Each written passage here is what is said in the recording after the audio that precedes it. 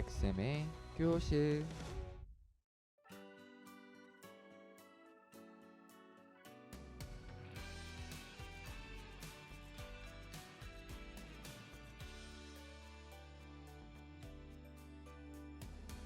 여러분 안녕하세요. 네, 예, 제가 지금 촬영하고 있는 장소가 바뀌었습니다. 예, 여기가 어디냐면요, 여기는 이제 우리 학교 1층에 특별실인데 아직 많이 안 와보셨을 거예요. 레퍼런스 룸이라고 해가지고 1층에 이제 컨퍼런스 룸이 있고 또 맞은편에 이제 레퍼런스 룸이 있거든요. 그래서 이제 여기 여러분들 이제 읽을 책도 조금 있고, 그다음에 모둠 활동이나 이제 자습할 수 있는 그런 이제 색깔 있는 책상? 약간 이런 것도 있거든요. 이제 그러다가 이제 저같이 이제 담임이 아닌 사람들이 이제 영상을 촬영할 곳이 없으니까 이제 학교에서 이제 전자칠판을 새로 이제 이렇게 설치를 해줬습니다. 그래서 지금도 이제 저녁 지금이 한 7시 정도 되는데 제가 이제 2학년 빈교실에 가서 촬영을 할까 하다가 여러분들 이제 야자가 이제 시작이 돼가지고 자율학습하는 친구들한테 괜히 그냥 소리가 울리면 방해될까봐 최대한 이제 1층으로 내려와서 지금 촬영을 하고 있는데, 환경이 조금 바뀌었지만 그래도 이제 선생님의 내용 컨텐츠는 그대로니까 여러분들 아마 지금 이제 앵글도 거의 그대로 잡아놨거든요. 그래서 이제 여러분들 이제 최대한 수강하시기 편하도록 한번 최대한 노력을 해보겠습니다. 자, 우리가 이제 통합사회 B 이제 중간고사 보기 전 마지막 시간이에요. 그래서 이제 오프라인 수업으로 지난주에 그 이제 프린트 B도 이제 학습지가 생겼죠. 그래서 B의 이제 1면, 그러니까 이제 행복추구권, 그다음에 자유권, 평등권, 이렇게 이제 배웠을 텐데, 이번 시간에는 그 다음 나머지 3개 기본권인 이제 뭐 참정권, 뭐 사회권, 뭐 이제 이런 것들을 배워보고, 그다음에 이제 기본권 보장의 한계, 그다음에 이제 국민이 지는 아까까지는 권리였는데 이제 의무까지 배워보고 이제 마무리하는 걸로 이렇게 정리해 보려고 합니다. 자, 그러면 이제 우리 이제 준비된 학습지를 가지고 이제 수업 들어가 볼게요. 자, 4번째 권리는 참정권인데요. 선생님이 이제 이 뭐 행복추구권, 평등권, 자유권 이렇게 순서를 매겨 놓은 거는 뭐 눈치채셨을 수도 있겠지만 조문 순서대로 이제 그냥 그 배열을 해 놓은 거거든요. 그래서 이제 우리가 조문 공부할 때 항상 이제 교과서 300페이지부터 펼치고 시작하라고 말씀드렸었죠. 그래서 지금도 이제 이렇게 부록을 펼쳐보면서 같이 공부를 하는 것으로 하겠습니다. 자, 참정권이에요. 참정권이란 국민이 국가의 정치 과정에 땡땡적으로, 소극적으로일까요? 현대사회에서? 아니죠. 우리가 이제 수많은 시민혁명들을 통해서 우리도 간접적으로 그 영향을 받았죠. 그래서 지금은 적극적으로 참여하게끔 되어 있습니다. 우리 헌법에서도 적극적인 정치 참여를 보장해주고 있다. 그러면 이제 성격을 한번 볼게요. 자, 참정권의 성격, 능동적입니다. 적극적인 권리니까 당연히 능동적이겠죠. 그리고 또 적극적 권리, 똑같이 적극적입니다. 그래서 우리가 이제 자유권을 지난 시간에 배울 때 이제 국가로부터의 자유라는 별명이 있다라고 말씀드렸잖아요. 근데 이제 참정권은 이제 국가에의 자유라는 별명을 갖고 있습니다. 이게 이제 투 부정사가 들어가 있어가지고 약간 이제 비문이에요. 이게 약간. 그래서 번역이 이제 직역되다 보니까 이렇게 돼 있는데, 조금 더 의역을 하면 국가를 향한 자유. 그러니까 국민이, 주권을 가진 국민이 국가를 좀 적극적으로 운영할 수 있는 권리를 얘기한다는 것이죠. 참정권이란. 그래서 뭐 보통 이제 헌법의 기본 원리 중 국민주권의 원리를 실현하는 수단으로 잘 알려져 있습니다. 국민주권이 뭐예요? 국가의 주인은 국민이고 또 그 주인된 권리를 행사하는 게 국민주권이 되겠죠. 그런 얘기고요. 종류는 이런 것들이 있습니다. 이제 헌법 조문을 밑에 보시겠지만 이런 것들, 우리가 이제 가지고 있는 참정권의 종류들. 첫 번째, 가장 대표적인 선거권이 있습니다. 그래서 국가기관의 주요 공무원을 선출할 수 있는 권리. 제가 이제 사회시간, 오리엔테이션 시간에 아직은 여러분들 아쉽게도 선거권은 없다라고 말씀을 드렸어요. 언제 생기죠? 법에 의해서? 이제 그 헌법에는 그냥 이렇게 선거권을 가진다라고만 적혀 있고요. 이걸 이제 보충해 줄 수 있는 하위 법률이죠. 공직선거법이라고 하는 법률에는 여러분들의 나이 만 18세가 지나서 선거권을 가진다라고 명시가 되어 있어요. 최근에 이제 개정이 됐죠. 19세에서 18세로 하향이 되었습니다. 그런 내용이고요. 결국엔 선거권이란 흔히 말하는 투표권을 얘기해요. 누군가를 뽑을 수 있는 권리. 자, 그러면 이제 뭐 내가 직접 이렇게 한 표를 던지기도 하지만 저는 뭐 정치인이라는 꿈이 있습니다. 그래서 한번 또 출마해보고 싶습니다. 이런 권리도 있어요. 그걸 뭐라고 얘기하냐면 이제 공모 담임권이라고 얘기를 하는 거죠. 그래서 국가 및 공공단체의 구성원으로서 직무를 담당할 수 있는 권리라고 하는데 사실 이 공모 담임권이 꼭 선거를 통해서만 이루어질 수 있는 건 아니에요. 이게 이제 담임이라고 하는 게 이제 여러분들 학교에서 그 담임 선생님이랑 똑같은 거예요. 그러니까 공무를 주로 담당할 수 있는 권한, 어떻게 되죠? 공무원 시험을 봐서 이제 공무 담임권을 갖게 될 수도 있어요. 예. 그러니까 뭐 저 같은 경우에도 지금 이제 국가의 사명인 이제 교육을 하는데 공무 담임권을 갖고 있는 거예요. 근데 저는 이제 선거를 통해서 뽑히지 않았죠. 그래서 뭐 그렇게 시험 봐서 공무 담임권을 갖게 될 수도 있고요. 대표자로서 저 뭐 후보 기호 1번 백형석이 뽑아주십시오 이렇게 해가지고 그렇게 선거운동에서 이제 선출직 공무원이 될 수 있는 권리를 우리가 피선거권이라고 합니다. 그래서 내가 이제 열심히 공부를 해가지고 공무원에 임명받았어요. 그래서 취임했어요. 그게 이제 공직 취임권이고요. 그 다음에 이제 내가 후보자로서 표를 받을 권리. 그러니까 피자가 이제 당하다라고 하는 뜻이거든요. 우리가 피동형 이런 표현 하잖아요. 그래서 피선거권, 후보자로서 출마할 수 있는 권리를 얘기하고요. 또 그분이 당선이 되면 공직자로 또 취임을 하겠죠. 예, 그래서 선출직 공무원 같은 경우에는 이 두 가지 모두에 해당이 되고 공무담임권이 만약에 이제 내가 그냥 관료로서 일하고 싶다라고 하면 뭐 행시 붙으신 분들이나 아니면 이제 뭐 로스쿨에서 이제 검사 시험 보셔가지고 검사 임용되시면 이제 그러면 이제 공직 취임권만 이제 갖게 되는 거예요. 그렇게 이제 나눠 볼 수가 있겠습니다. 그다음 마지막 국민투표권이라고 하는 게 있는데 국민투표라고 하는 것은 국가의 주요한 사안에 대해서 이제 대통령이 회부하거나 해서 이제 뭐 예를 들면 국가의 중요한 사안은 이제 그때마다 달라지는데 예를 들면 이제 뭐 우리나라 통일할까요 말까요? 약간 이런 거라든지 아니면 얼마 전에 이제 영국에서 우리 이제 EU 탈퇴할까요 말까요? 이런 걸 묻는 투표 있었죠. 그런 것들 이제 국민투표 했었고 또 그다음에 이제 우리나라는 87년에 마지막 국민투표를 했는데 헌법 개정할까요 말까요? 예, 이런 이제 중요한 사안들에 대해서 국민이 찬반 여부를 정할 수 있는 권리 이런 것도 이제 국민투표권이라고 합니다. 그래서 참정권은 헌법 조문상 이렇게 세 가지로 구분되어 있는데요. 조문을 한번 읽어보도록 하죠. 301페이지에 24조 보겠습니다. 여기도 써 있죠. 모든 국민은 법률이 정하는 바에 의하여 선거권을 가진다라고 되어 있어요. 선거권을 가진다. 누군가에게 투표할 수 있는 권리라고 보시면 되겠습니다. 또한 모든 국민은 법률이 정하는 바에 의하여 25조 공무 담임권을 가진다. 그런데 그 하위 항목인 공직선거법에 의하면 이 공무 담임권은 피선거권을 포함하기도 한다라고 하는 거죠. 그래서 이제 예를 들면 부정선거를 저지르거나 아니면 이제 선거운동을 할 때 상대방한테 너무 네거티브를 많이 해가지고 뭐 허위 사실을 유포한다. 이러면 이제 뭐 벌금도 매기고 뭐 자격 정지도 되지만 또 피선거권이 몇 년간 박탈되는 뭐 그런 사례도 있어요. 예, 그래서 이제 뭐 굉장히 조심하셔야 되는 그런 사안이고요. 그다음에 국민투표권은 24조 25조에 안 나오는데요. 네, 그렇습니다. 72조에 나와 있고요. 또 130조에 나와 있습니다. 제가 그냥 낭독만 해드릴게요. 72조 같은 경우에는 이것도 이제 물론 시험 범위에 포함은 되지만 72조는 무슨 내용이냐면 대통령은 필요하다고 인정할 때 외교, 국방, 통일, 기타 국가 안위에 대한 중요 정책을 국민투표에 붙일 수 있다라고 하는 겁니다. 그러니까 예를 들면 이제 대통령이 국민 여러분 우리 통일할까요 말까요? 라고 하는 문제에 대해서 국민들한테 국민투표를 붙일 수도 있고 안 붙일 수도 있다.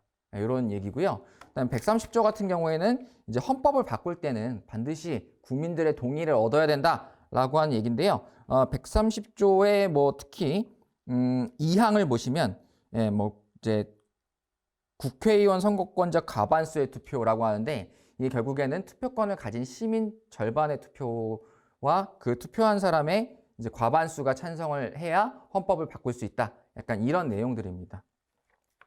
예, 굉장히 이런 내용들까지 좀 보시면 될 것 같고요. 참정권은 여기까지입니다. 자, 그 다음 이제 청구권 한번 보도록 하겠습니다. 청구라고 하는 얘기, 무언가를 요청한다라고 하는 뉘앙스가 강하죠? 맞습니다. 예, 기본권을 침해당했을 시에 이를 이제 구제받을 수 있도록 그러니까 국민들을 구제해주기 위한 기본권이다라고 합니다. 그래서 청구권을 부르는 별명이 있는데 기본권 보장을 위한 기본권이다라고 얘기를 해요. 그래서 다른 기본권을 침해받았을 때 이 청구권을 통해서 보장받게끔 하자라는 취지에서 만들어져 있고요. 그와 동시에 이걸 수단적 기본권이라고 얘기하는데 본질이 아니라 이건 그냥 수단을 위해서 만들어 놓은 거다라고 하는 거예요. 그래서 무언가에 쓰여지는 기본권이다라고 하는 그런 수단적 기본권이라고 하는 또 다른 별명도 기억해 주시고요. 그 다음 또 여기 있습니다. 국가를 전제로 보장되는 적극적 기본권. 그러니까 적극적 기본권의 성격을 가짐과 동시에 국가라는 게 아예 없으면 안 돼요. 그래서 이걸 적극적 권리 이렇게 표현한다는 거죠. 자, 이제 청구권은 이제 26조부터 나열되어 있는데요. 26조부터 한번 보도록 하죠. 조문을 봐도 되지만 프린트에 제가 주요한 내용들을 써놨습니다. 첫 번째, 청원권 한번 보시죠. 국민이 국가기관에 대하여, 요거 말로 하면 안 돼요. 문서로서 어떤 희망사항을 전달할 수 있는 권리. 그래서 이제 뭐 청원서를 제출하다, 뭐 행정기관에 이런 표현 들어보셨을 거고, 혹은 이제 이번 정권 들어서 생긴 그 청와대 국민청원 글로 남기는 거죠, 홈페이지에. 이런 식으로 문서화된 것으로서 나의 억울함을 이렇게 기본권 구제를 요청하는 그런 권리가 26조에 명시가 되어 있습니다. 또 27조 보시면 재판 청구권이라고 하는 게 있는데요. 요거 이제 자유권이 아니라 재판을 청구해야지 열리는 그런 개념도 있기 때문에 그래서 이제 모든 국민은 헌법과 법률이 정한 법관에 의하여 법률에 의한 재판을 받을 권리를 가진다. 재판을 그러니까 이제 예를 들면 그냥 재판까지 안 가고 처벌받을 수 있는데 그 처벌마저도 억울한 경우에는 나 그냥 재판 갈래. 이렇게 할 수 있는 거예요. 그래서 이제 이렇게 재판을 청구하는 그런 서류, 문서로서 받기 때문에 이런 것도 재판 청구권이라고 볼 수 있겠습니다. 자, 그 다음 땡땡땡 청구권. 자, 일단 요건 뜻부터 한번 보죠. 28조에 형사 피의자. 자, 이거 중요한 말이에요. 피의자라고 하는 거는 수사 단계에서 뭐 아직 원고 피고가 갈라지지 않은 상태죠. 그러니까 이제 피고인이 되기 전 단계를 우리가 피의자라고 합니다. 피고인으로 의심되는 사람이에요. 그러니까 수사를 받는 사람이에요. 수사 단계에서 이 사람이거나 아니면 이제 검사에 의해서 진짜 재판에 넘겨졌어요. 그러면 이제 피고인이 되는 겁니다. 그런 경우에 이 사람들이 나중에 불기소 처분을 받거나 불기소는 재판에 올려지지 않는다라는 얘기거든요. 그러니까 이제 검사가 이제 재판 판단을 했을 때 이 친구는 피고인까지 될 필요는 없겠는데? 그래서 그냥 이제 내리는 거예요. 그러니까 피고인이 안 되는 거. 혹은 피고인이 되고 나서도 이제 길고 긴 재판 과정에서 결국에 무죄 판결을 받아내었을 때 결국에는 이 사람은 아무 죄도 없고 깨끗한 걸로 판명이 났습니다. 하지만 그동안 조사받고 뭐 혹은 뭐 이제 구속됐고 또 재판 상태에 놓여 있어서 뭐 내 몸과 마음이 막 지치고 이런 경우에는 어떻게 보상할 거예요? 라고 하는 거예요. 결국에는 이렇게 무죄 판결을 받거나 불기소 처분을 받았을 때에는 국가가 보상을 해줘야 됩니다. 그래서 이걸 뭐라고 얘기하냐면 형사 보상 청구권이라고 부릅니다. 이게 이제 피의자, 피고인이라고 하는 용어가 민사재판이 아니라 형사재판에서 쓰이는 용어거든요. 혹은 형사사건. 그래서 이제 형사보상 청구권 해서 이제 우리가 이런 경우에 이제 국가에 대해서 이제 배상을 요청할 수 있는 그런 권리라고 합니다. 자, 그다음 이건 이제 청구권, 땡땡땡땡 청구권이에요. 이것도 역시. 하지만 내용이 많이 다릅니다. 이건 뭐냐? 공무원의 직무상 불법 행위로 손해를 입은 국민이 뭐 예를 들면 이런 거예요. 공무원의 이제 법 집행이 있어요. 뭐라고 할까요? 뭐 예를 들면 이제 고속도로를 건설하려고 하는데 본의 아니게 주변 지역에 이제 뭐 먼지와 소음을 일으키고 그다음에 아니면은 이제 건물 설치나 측정을 잘못해가지고 행정 처리를 잘못해서 뭐 건물이 무너져서 피해를 입었다든지 이런 경우 공무원의 잘못된 직무상 불법 행위가 밝혀졌을 경우에 피해를 받은 국민이 이제 국가 또는 그 공공기관에 이렇게 정당한 배상을 청구할 수 있는 권리. 그래서 이걸 뭐라고 얘기하냐면 국가 배상 청구권이라고 합니다. 위에는 이제 형사 사건에 대한 이제 억울함을 풀어주는 거고 밑에는 이제 평상시에 공무원이 일하다가 잘못했을 때 아니면 이제 뭐 학교 선생님이 이제 뭐 예를 들면 이제 학생들을 지도하는 과정에서 무슨 사고가 났을 때 그런 경우에 이제 피해를 입은 사람이 청구한다든지 이런 얘기에 해당이 되겠죠. 29조는. 그다음에 이제 미리 이제 제가 터치를 하는 바람에 밑에 이제 떠버렸네요. 30조 범죄 피해자 구조 청구권인데요. 이거는요, 범죄 피해로 인해서 나의 생명이나 그런 재산상의 신체에 손해를 입은 사람이 국가의 구조를 청구할 권리예요. 가끔 그런 경우가 있어요. 그러니까 예를 들면 이제 뭐 범죄 피해로 인해서 내가 유가족이 됐어요. 혹은 내 신체나 이런 게 크게 손상됐어. 근데 이게 사실 그렇거든요. 이게 형사 사건, 그러니까 이 사람은 당연히 뭐 재판을 받고 벌을 받겠죠. 근데 그 치료비를 물어주진 않거든요. 그건 또 따로 민사로 걸어야 됩니다. 근데 또 이제 민사에서는 이걸 딱 강제로 또 집행하는데 한계가 있어요. 난 돈 없다, 배째라 이러면은 가끔 돌려받지 못하는 경우가 있습니다. 그런 경우에 이제 국가에서 이런 소정의 금액을 보상해주는 제도가 있거든요. 이런 것들을 다 국민이 청구할 수 있는 권리를 명시해 놓은 것이 다 청구권이다 라고 할 수 있겠습니다. 이런 것들은 이제 써져 있는 것들만 이제 해당이 된다라고 하는 거죠. 네. 그리고 마지막은 사회권인데요. 사회권은 바이마르 헌법 때 한번 제가 언급을 드렸었어요. 그래서 이제 어떤 느낌이라고요? 사회복지의 느낌을 좀 떠올리시면 될 것 같습니다. 그래서 이제 뭐 뒤에 보시면은 이제 뭐 31조 정도부터 이제 이런 얘기들이 나와 있는데요. 자, 최소한의 인간다운 생활을 보장받고, 요거 이제 사회권이죠. 그다음에 실질적 평등을 누릴 권리. 자, 우리가 지난번에 평등권 배울 때 이제 산술적 평등, 절대적 평등 이런 거 배웠어요. 근데 실질적 평등은 뭐라고 그랬죠? 뭐 상대적 혹은 비례적 평등이라고도 하는데, 다른 것은 다르게 대우하라. 그러니까 어려운 사람에게 조금 더 잘해주는 게 이게 어쩌면 평등일 수도 있다라는 그런 개념이죠. 그래서 이제 사회복지 같은 경우에는 뭐 우리가 뭐 선별적 복지 이런 개념도 있지만, 이렇게 이제 어려운 분들에게 이렇게 뭐 더 챙겨주는 그런 개념도 작용한다.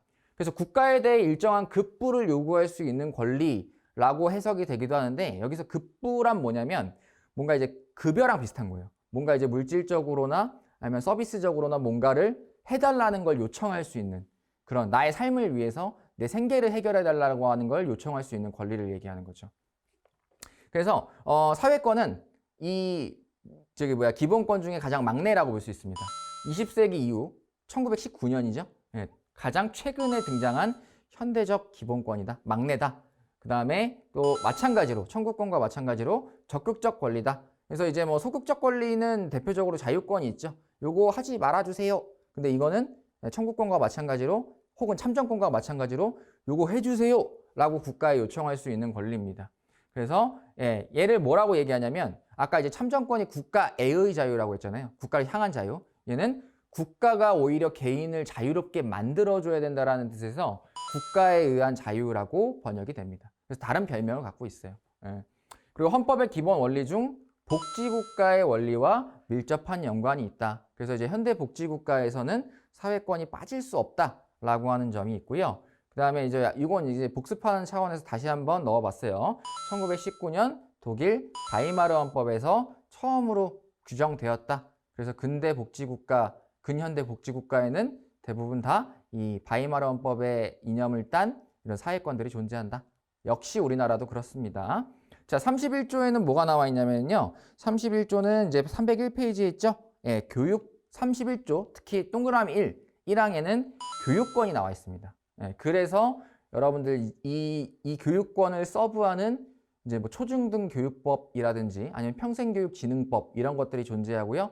특히 초중등 교육법에는 우리가 중3까지 이제 의무교육으로 한다. 약간 이런 내용들이 서브로 들어가 있는 거죠.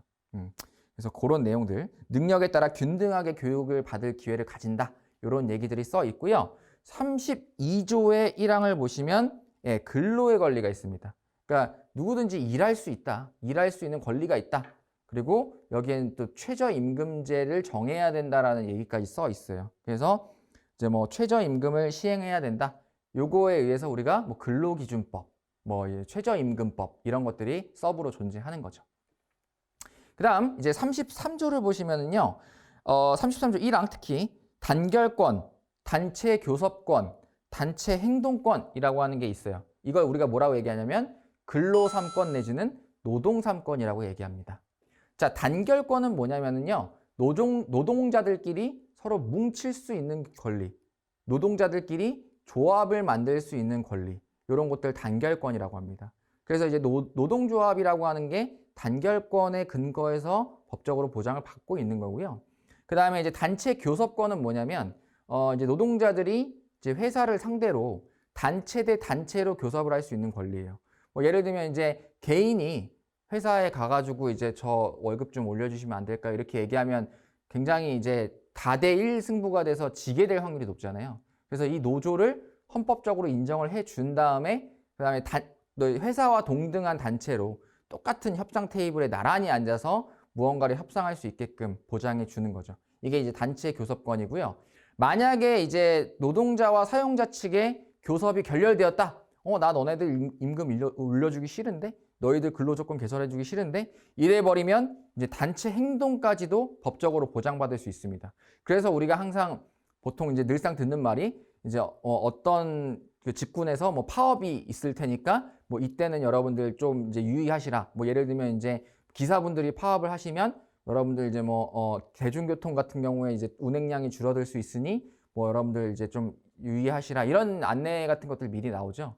이거를 이제 시민들이 불편함을 겪는데도 불구하고 이제 이게 이제 파업이 계속 이제 이루어질 수 있는 이유는 헌법에서 이제 근로의 권리를 보장해 줬기 때문에 그래요. 예. 그래서 이제 거국적인 그런 합의, 다 같이 잘 이제 지내는 그런 이제 사회복지 시스템을 위해서 어느 정도 이렇게 파업을 진행할 수 있다라고 하는 거죠. 그 기간과 이제 그 강도에 대해서는 또 이제 그 밑에 하위 법률이 이제 정해놓은 데드라인이 있기 때문에 뭐 과도한 파업이 이루어지거나 그런 거는 이제 또 이제 안 되게끔 되어 있습니다. 자, 그 다음에 34조를 한번 볼게요. 이제 페이지가 넘어가네요. 34조에 1, 2, 3, 4, 5, 6항에 전체적으로 이런 얘기들이 나와 있죠. 인간다운 생활을 할 권리. 뭐 이게 뭐 금전적이든 문화적이든 뭐 이렇게 좀 두리뭉실하긴 하지만 이런 내용이 써 있고요. 뭐 국가의 사회보장 의무. 그러니까 국가가 개인을 좀 잘 챙겨줘야 된다. 그다음에 뭐 이런 얘기도 있어요. 국가가 이제 그러니까 재난 상황이 되었을 때 뭐 재해를 예방하거나 아니면 복구해야 되고 또 국민들을 보호해야 된다라고 하는 조항도 써 있어요. 그래서 국민의 뭐 생명과 안전을 지켜야 될 권리 같은 것도 조금씩 명시가 되어 있죠. 그리고 35조에는 이제 환경권, 1, 2, 3항이 다 환경권에 대한 얘기예요. 그래서 이제 환경의 개선을 위해서 노력해야 된다라는 얘기도 있고요. 이게 이제 35조 1항 같은 경우에는 이따가 이제 의무 파트에서도 설명을 해주겠지만 국가도 환경 보존해야 되고 여러분들도 환경 보호해야 된다. 저도 마찬가지고요. 그래서 이제 의무이기도 합니다. 이 부분은. 그 다음에 마지막 이제 36조 같은 경우에는 이제 가족관계와 관련된 건데요. 예, 뭐 양성평등이라든지 아니면 이제 모성보호라든지 뭐 보건권 같은 것들 이런 것들이 명시가 되어 있습니다. 자, 그러면 이제 여기까지 이제 살펴봤는데요. 37조 1항과 2항을 살펴보도록 하죠. 37조에는 이제 특히 37조 1항 같은 경우에는 여기에 써져 있지 않다고 해서 뭐 보장받지 못하는 게 아니다. 약간 이런 뉘앙스로 조문이 써 있거든요. 한번 볼게요. 국민의 자유와 권리는 헌법에 열거되지 아니한 이유로 경시되지 아니한다. 열거라고 하는 게 이제 블라블라블라블라 해서 써놓는 거잖아요. 그러니까 그런 거예요. 우리 국민의 헌법이 여기에 써져 있지 않다고 해서 보장받지 못하는 게 아니다. 그러니까 시대가 변하면서 새로운 권리가 대두될 수 있다라고 말씀드렸잖아요. 뭐 일조권 같은 개념도 지금 여기 안 써 있습니다. 근데 이제 현대사회 사람들이 기본권을 이제 조금 더 확장시켜서 다양한 권리들을 챙기듯이 이런 것들이 충분히 가능하다라고 하는 그런 뭔가 희망 같은 그런 구절이 써져 있고요. 그 다음에 37조 1항 같은 경우에는 그래서 아까 얘기했지만 뭐 일조권, 수면권, 건강권, 문화권 이런 것처럼 여기 이제 6가지 기본권에 해당되진 않지만 다양한 우리가 권리들을 제창할 수 있음을 그래서 근거하고 있습니다. 자, 1항은 그렇고요. 37조의 2항 같은 경우에는 전혀 다른 성격의 조문이에요. 이건 뭐냐면 기본권 좋은데 네가 이제 너의 기본권을 너무 추구한 나머지 다른 사람의 기본권을 추구해서는 안 돼.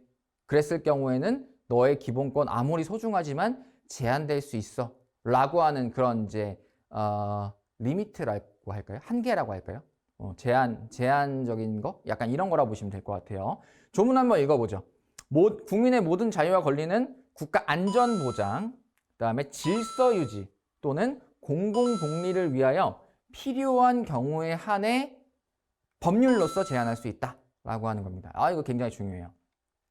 그러니까 기본권을 그냥 이제 국가가 마음에 안 든다 해서 제 마음에 안 들어, 제 기본권 보장해, 그렇게 하는 게 아니라 요 조건을 충족시켜야 된다는 거예요. 이제 국가 안전 보장을 위해서라든지, 예를 들면 이제 저는요 이제 제 뭐 예를 들면 이제 뭐 남북 통일이라는 염원과 이제 뭐 저쪽에 있는 친구들을 만나기 위해서 휴전선을 넘어서 좀 가고 싶어요. 국가가 날 이거 막지 말아주세요. 이렇게 기본권 주장해요. 하지만 이거 이제 국가 안전 보장에 굉장히 큰 위험이 될 수 있는 요소죠.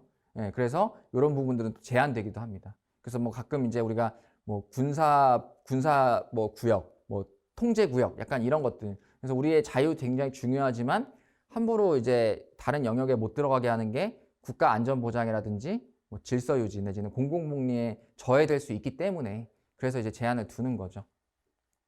예를 들면 이제 뭐 여러분들 그렇게 따지면은 뭐 내가 뭐 학교에 안 갈 권리, 뭐 아니면 수업 시간에 뭐 라면 먹을 수 있는 거 아닙니까? 다양한 권리들을 주장할 수 있겠지만 내가 그만큼 기본권 추구한 만큼 내 옆자리에 있는 친구들이 라면 냄새 맡아서 불편해하면 어떡해요? 그리고 이제 뭐 예를 들면 이제 내 교실에서 이렇게 연애하거나 이렇게 스킨십 하면서 이렇게 수업 들으면 안 되겠습니까? 뭐 권리지만 그걸 이제 안 좋게 보거나 상대적 박탈감을 느끼는 친구들도 있을 거 아니에요. 예. 그러니까 이제 그런 다른 사람의 기본권을 침해할 정도의 기본권은 항상 법률로서 제한할 수 있다라고 하는 거죠. 이 법률의 근거가 없으면 또 제한을 못 합니다. 예. 뒤에 이제 탐구 활동에서 더 살펴볼게요. 이거는. 그리고 제한하는 경우에도 자유와 권리의 본질적인 내용을 침해할 수는 없다. 이 내용은 뭐냐면 너의 기본권이 제한될 수 있지만 제한하더라도 네 기본권이 존중받지 않는 건 아니야 라고 위로를 해주는 구절이라고 해석하시면 될 것 같아요. 그러니까 너의 기본권 제한 받지만 그렇다고 네가 이제 예를 들면 연애하고 싶은 자유, 교내 연애하고 싶은 자유, 뭐 수업 시간에 라면 먹고 싶은 자유가 중요하지 않다는 게 아니야. 다른 사람을 위해서 좀 참아줘 라는 그런 이제 위로 같은 구절이라고 보시면 될 것 같아요. 어쨌든 그 원래 가지고 있는 자유권의 존귀한 속성 자체가 무시당하진 않는다 라고 이해해 주시면 될 것 같습니다. 네. 자, 그 다음 요거 이제 해석할 때는 이거예요. 국민의 기본권을 제한할 때는 항상 근데 누가 만든다고요?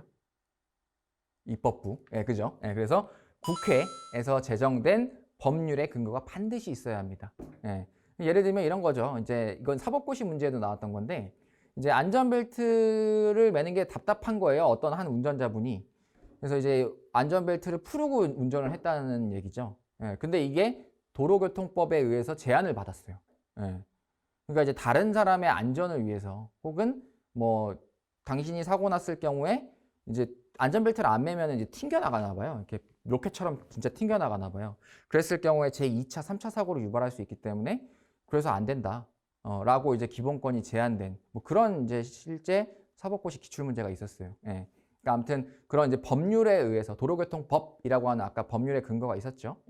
그렇게 항상 법률 근거를 해야 된다라고 하는 얘기고요. 또 그 다음에 기본권 제한의 한계라고 했을 때 뭐 이건 목적, 방법, 형식, 내용상의 한계가 규정되어야 된다. 이 부분은 그냥 텍스트 그대로만 알아두시면 될 것 같습니다. 요건 이제 나중에 이제 과잉금지의 원칙이라고 해서 혹시 정치와 법을 선택하시는 분들이 많이 공부할 텐데 지금은 딱 요렇게까지만 딱 얘기하겠습니다. 자, 그 다음에 이제 마지막 3번이에요.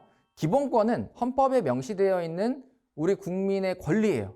하지만 자유민주주의 국가에서는 권리도 있지만 또 그만큼 의무도 있어야 합니다. 그래서 우리 공동체를 위해서 어느 정도 또 우리가 져야 되는 의무가 있다라고 하는 거죠. 자, 살펴볼게요. 자, 헌법 38조에 납세의 의무라고 하는 게 있고요.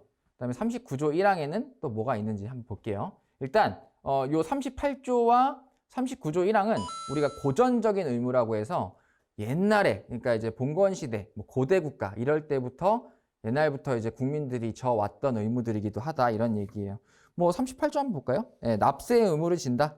39조 1항은 뭐예요? 국방의 의무를 진다. 이렇게 이제 세금이라든지 뭐 군역을 지는 것들 이런 것들은 옛날부터 많이 있어 왔던 의무인데요. 자, 이건 이제 또 31조의 2항이라든지 이런 것들 보시면 현대적 의무. 그러니까 꼭 세금 내고 꼭 나라를 지키는, 그러니까 희생하는 것만이 이제 의무는 아니다. 너 자신을 위해서 너를 향상시키는 것도 의무다라고 하는 내용들이 대부분 현대적인 의무에 나와 있습니다. 31조 2항 같은 경우에 보시면은요, 뭐라고 써져 있죠? 예, 의무교육, 그러니까 이제 부모님이 의무교육을 자녀에게 시키지 않으면 뭐 처벌받는다. 약간 이런 내용이 써 있습니다. 뭐 예를 들면 이런 경우도 있어요. 뭐 아니요 이제 우리 집은 좀 특수한 그런 교육 철학이 있기 때문에 초등학교, 중학교 안 보내겠습니다. 근데 그런 경우에는 이제 꼭 그 국가에서 정하는 그걸 집에서 꼭 이제 표준화된 홈스쿨링 과정을 거쳐서 또 검정고시를 치러야 되거든요. 예, 그래서 아무튼 그거마저도 하지 않으면 진짜 처벌받을 수 있어요, 보호자가. 그런 얘기들이고요. 근로의 의무 32조 2항을 볼게요.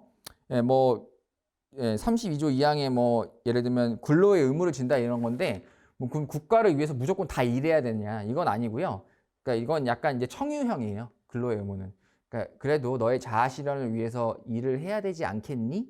그러니까 권장하는 정도. 이거 이제 강한 의무는 아닙니다. 예. 그래서 이제 뭐 법학계에서는 이제 근로의 의무가 진짜 의무가 맞을까라고 이의를 제기하시는 분들도 많은데 아직까지 이제 헌법학자들의 주된 의견은 요거 그냥 이제 약한 의무로서 의무로 넣자라고 하는 게 아직까지는 주된 입장이세요. 예.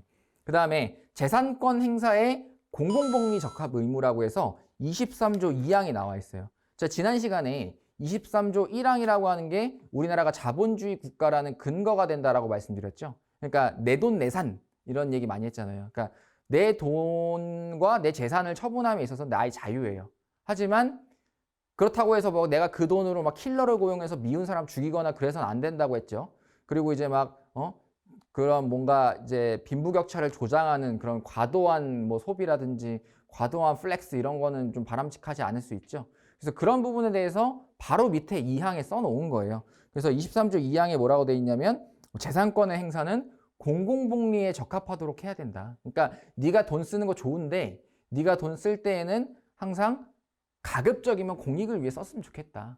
그리고 이제 뭐 예를 들면 내 돈이 있으니까 뭐 여기 옆에 있는 그 용곡초등학교 옆에다가 빠찡코를 죄송해요. 그 카지노를 짓는다. 예. 그러니까 이제 이런 느낌. 예. 안 되겠죠. 유해업소를 초등학교 바로 옆에 지으면은 굉장한 반발도 있고 또 법으로 지면 안 되게 되어 있어요. 예. 그래서 이제 제한을 받는다라고 하는 얘기입니다. 또 환경보전의 의무. 이건 이제 국가의 의무기도 하지만 우리의 의무기도 하다라고 하는 얘기들이 있다라고 하는 거죠. 여기까지가 이제 기본권에 대한 내용이고요. 굉장히 머리가 아픈 분들이 있을 거예요. 그리고 이제 이 백쌤 진짜 이렇게 웃고 있는 얼굴에 굉장히 이제 아주 그냥 공부 엄청 많이 시키네 이럴 수 있는데 예, 이거 이제 교과서에 나와 있는 내용이고요. 프린트도 이제 그 내용을 정리한 것뿐이고 제가 이제 늘 얘기했던 여러분들 이 대원에 걸맞는 교육이라고 해야 되나요? 그러니까 꼭 다 그런 건 아니지만 이제 뭐 법조계라든지 아니면 정치 외교 아니면 뭐 인권 관련된 관심이 많은 분들은 더군다나 이제 이런 부분들은 사실 어떻게 보면은 그냥 패시브적으로 알아야 될 내용이기도 해요. 뭐 이제 현직 뭐 판검사 변호사분들도 헌법 조문을 달달달달 외우고 그러지는 않아요, 사실.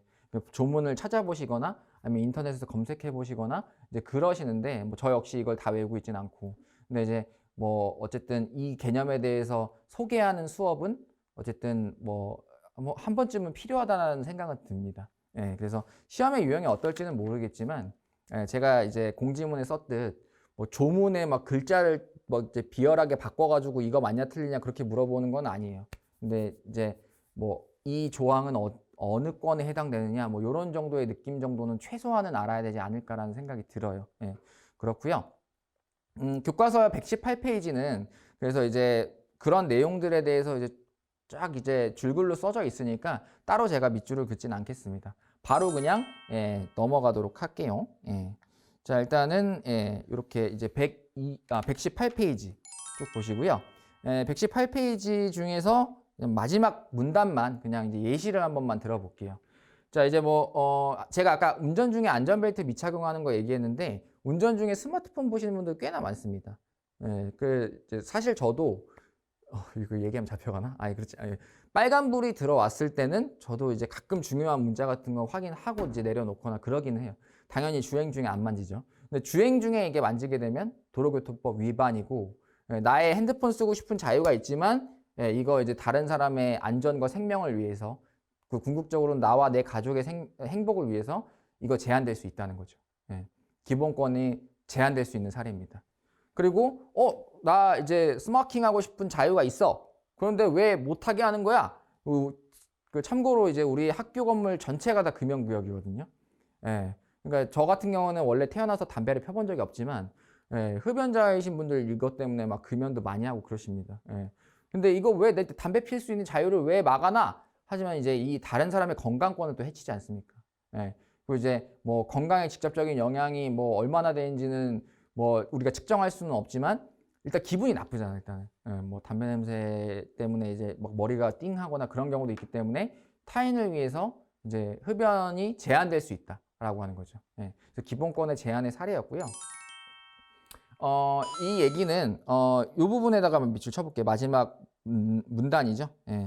그래서 이제 뭐 37조 2항에 규정하였는데 국가안전보장, 질서유지, 공공복리라고 하는 세 가지 목적 중 하나를 충족해야 한다. 이 세 가지 중에 하나라도 걸리면 나의 기본권이 제한될 수 있다라고 하는 얘기고요.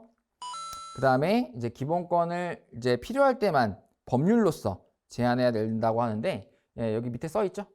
국회에서 이제 뭐 이렇게 제정한 법률의 근거가 반드시 있어야 된다라고 하는 얘기들. 다만 이때에도 자유와 권리의 본질적인 내용을 침해할 수 없다. 그러니까 그러니까 예를 들면 담배를 못 피게 하는 건 맞지만 그렇다고 네가 담배 필 권리가 아예 없는 건 아니야 라고 얘기해 준다는 거죠. 그러니까 이런 상황에서만 하지 말아줘 라고 위로해 주는 그런 얘기다 라고 보시면 되겠습니다. 자, 오른쪽 가볼게요. 뭐 자료 1번 같은 경우에는 제가 이제 이건 다 학습지에 중복되어 있는 내용이기 때문에 여러분들 이거 충분히 답을 찾으실 수 있을 거라고 생각하고요. 이것도 이제 초성이 있어요. 이응, 지읒, 기읒. 이거 이제 사실 기본권 리스트에는 없었어요. 하지만 37조 1항 같은 데 보시면 이런 이제 파란색 글씨로 제가 정답 1조권 띄워놨죠. 그래서 요거 잠깐 확대시켜 드릴 테니까 일단 이제 잠시 멈춤해서 요것도 좀 적어 주시고요. 뭐 사실 종류가 너무 많죠. 근데 이제 몇 가지만 이제 써 놓은 거예요. 그래서 이 사례에서 찾은 이 권리는 1조권이다 라고 하는 거예요. 그래서 이제 태양빛을 얼마나 받느냐 이런 거겠죠. 그다음 뭐 자료 3번 같은 경우에는 이게 이제 37조 2항의 이 목적상, 방법상, 형식상, 내용상이 어느 구절에 걸쳐 있는지, 어느 구절에 해당하는지를 표시해 놓은 거예요. 이것도 중요한 자료니까 이거 꼭 기억하고 가도록 합시다. 자, 이제 끝이 보입니다.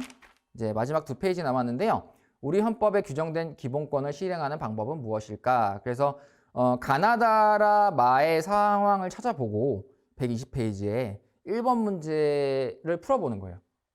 혹은 그다음에 자료 2번에 가나 상황에서 과연 이 사람들의 기본권이 왜 침해됐는지 그리고 뭘 근거에 의해서 침해됐는지를 찾아보는 그런 활동 시간이 되겠습니다.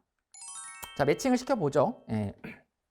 아르바이트를 모집하는 데 있어서 용모 단정 뭐 이건 모르겠는데 키 뭐 이상 저같이 170이 안 되는 사람은 아르바이트도 못 한단 말입니까? 약간 이런 것들 이거는 굉장히 나의 그런 뭐 어떻게 뭐라 하죠? 차별하는 거죠. 이거는 그런 것들이고요. 그다음에 나 같은 경우에는 이제 스토리가 있네요. 재판을 청구하려면 뭐 어떻게 해야 되는데 뭐 시간상 불가능하다. 뭔가 재판 청구와 관련된 그런 내용이에요. 근데 이런 이제 지금 감옥에 갇혀 있는 것 같기도 하고 아니면은 이제 병동에 되어 있는 것 같기도 하는데 좀 이제 아무튼 이 사람의 재판 청구권을 보존해 줘야 된다. 약간 이런 느낌이고요. 그 다음에 이제 개인정보가 이렇게 유출되어 있는 그런 얘기들. 이제 다른 사람에 의해서 이제 나의 사생활이 지금 어떻게 보면은 사생활? 나의 이름? 내가 어디 학교 다니는지 이런 것들이 지금 폭로된 거잖아요. 누가 주변에 듣고 있는지 없는지는 모르겠지만 약간 이런 것들. 나의 자유가 침해되는 거. 그 다음에 이제 이 부분은 이제 이분 투표를 하고 싶은데 투표를 못 하고 있어요. 그래서 이분에 대한 그런 참정권을 보장해 줘야 된다. 약간 이런 내용이고 마 같은 경우는 이제 최소한의 인간다운 삶 이런 부분이기 때문에 청구권에 대한 내용이라고 보시면 되겠습니다. 그래서 여러분들이 마찬가지로 요거 이제 적을 내용들이 있는데 이것도 이제 잠깐 멈춤해 주시고 여기 있는 내용들을 써 주셔야 되겠습니다. 관련 법조항, 그 다음에 이제 세부적으로 어떤 것들을 통해서 가나다라 말을 해결할 수 있는지 약간 이런 것들 보시면 되겠고요. 자, 그 다음은 이제 자료 2번의 기본권 보장의 제한이 되겠습니다. 자, 가 같은 경우에는 이제 이런 얘기 있습니다. 시위하는 것은 개인의 기본권입니다. 라고 되어 있죠. 그래서 뭐 자유권 중에서도 언론, 출판, 집회, 결사의 자유 이런 거 있잖아요, 사실. 혹은 뭐 노동조합이 이제 시위를 하게 되는 경우도 있죠. 뭐 이제 단체 행동권 약간 이런 것들. 근데 이게 헌법에 보장된 건데 못하게 지금 막고 있어요. 예. 이게 왜 그러느냐?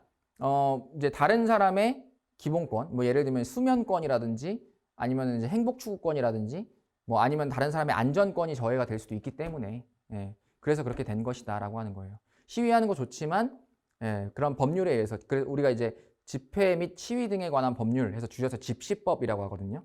그런 것들에 의해서 좀 이제 우리가 시위를 하고 싶을 때는 뭐 1인 시위는 뭐 그런 리미트가 없대요. 근데 2인 이상 모였을 때에는 항상 사전에 경찰서에 신고를 해야 되고요. 예, 허가가 아니에요. 그냥 나 하겠습니다 라고 통보만 하면 되는 거예요. 통보하고 그 다음에 이제 가이드라인을 지켜줘야 되는 거예요. 시간이라든지 이런 것들. 예. 그 다음에 나 같은 경우에 이제 내 돈 내산 한다는데 네가 뭔 상관? 약간 이런 내용이죠. 내가 내 돈 들여서 호텔 짓겠다는데 왜 그래요? 근데 여기 보시면 이제 개발 제한 구역, 이걸 이제 그린벨트라고도 하는데요. 이게 이제 환경권과 관련되어 있는 시스템이에요. 그린벨트가. 그래서 이제 뭐 너 공공복리 아니 저기 너 이렇게 이런 23조 1항, 그러니까 재산권 이런 거 좋은데 공공복리 다른 사람의 환경권이라든지 쾌적한 환경을 저해하는 이런 산업은 이제 우리가 뭐 예를 들면 이제 그런 건설과 관련된 법률이라든지 아니면 뭐 녹지 개발과 관련된 법률이라든지 다양한 법률로 너를 제한할 수 있다. 약간 이런 내용입니다.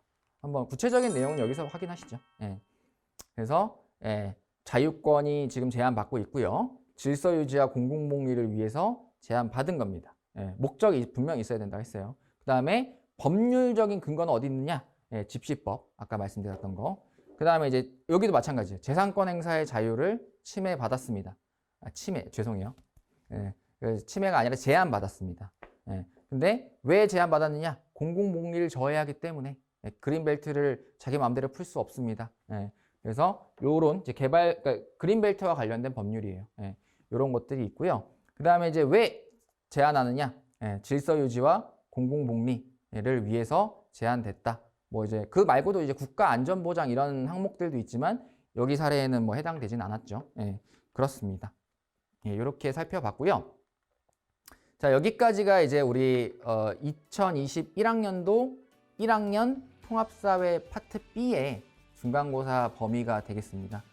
이제 뭐 조삼모사라고 할 수 있지만 여러분들이 별로 이제 이게 뭐야 할 수도 있지만 원래 127페이지까지 생각을 해놨다가 여러분들 아무래도 안 될 것 같아서 충분히 지금 시험 범위가 좀 오버되는 것 같아서 딱 여기까지로 제가 끊자고 제가 앞반 선생님께도 말씀을 드렸고요.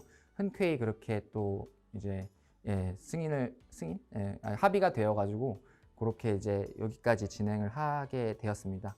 그래가지고 이제 4월이 되니까 이제 뭐 벚꽃도 피고 여러분들 이제 기분도 업되고 학교에 적응도 되고 이제 그런 것 같기는 한데 또 이제 본격적으로 이제 중간고사의 압박, 벌써부터 이제 과제를 하는 그런 과목들도 있고 여러분들 표정이 좀 어두워지고 약간 좀 시니컬해지는 모습들이 많더라고요. 이게 제가 뭐 사실 학교에 1, 2년 있었던 건 아니라 이제 뭐 그런 수순을 늘 겪고 있긴 한데 그래도 이제 여러분들 그 대원외고를 합격했을 때의 그 기쁨, 그리고 이제 내가 여기에 와서 좋은 선생님과 좋은 친구들을 만나서 그래도 이제 걱정 없이, 물론 이제 걱정은 있겠지만 그래도 이제 좋은 환경에서 교육을 받고 있다라고 하는 사실 하나만큼은 꼭 잊지 않고 이제 3년 동안 쭉 이제 긍정적인 마음가짐으로 여러분들에게 주어진 그런 이제 학업의 그런 미션을 잘 완수해 주셨으면 좋겠습니다.